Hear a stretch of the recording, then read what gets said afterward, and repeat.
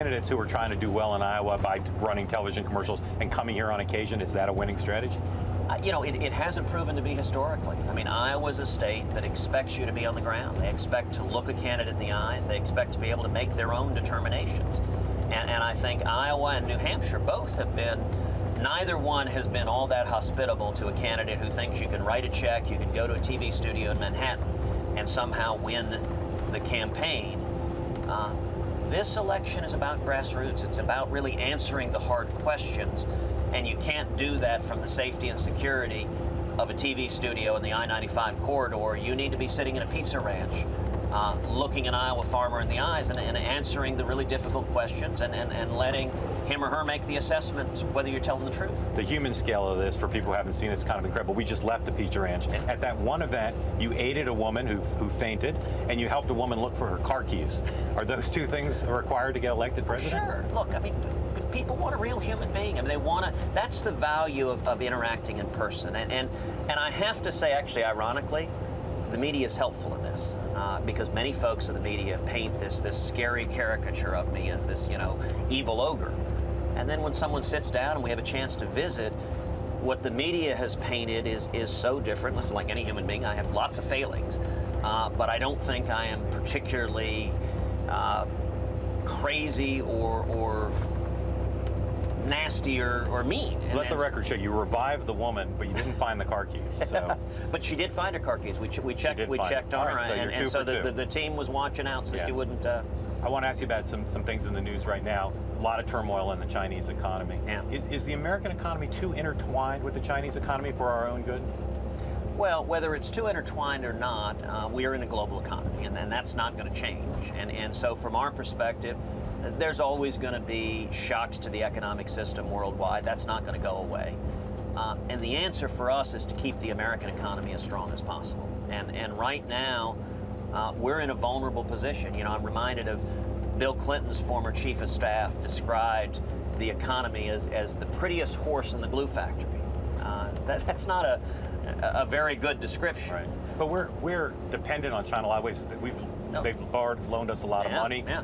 They're a big trading partner. Is there steps you think the country should take, the government should take, to maybe make us less dependent on what could be a lot of turmoil in China? Sure, and what we should be doing is following the policies we know work to produce jobs here. The key to job creation is small business, and this is where Washington gets it wrong. When Washington thinks about business, it thinks about big business, the giant corporations that have lobbyists.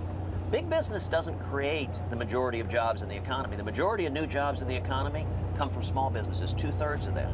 And so I think the focus needs to be very much on the small mom and pops, on the people starting things in their garages. How does that help us insulate us from China? Because if our economy is booming here at home, it gives us the domestic strength to stand strong. And the two most effective levers that government can apply to help small businesses create jobs are tax reform and regulatory reform. And they've proven over and over again to work. If I'm elected president, the tax burden and the regulatory burden on job creators and small businesses and farmers and ranchers will decrease dramatically. And every time we've done that, the result of that has been incredible economic growth, which helps this country and helps insulate us from whatever economic shocks might happen abroad. I want to ask you one more about China. Donald Trump proposed, talking to the New York Times editorial board, a 45% tariff on goods from China. Is that a good idea?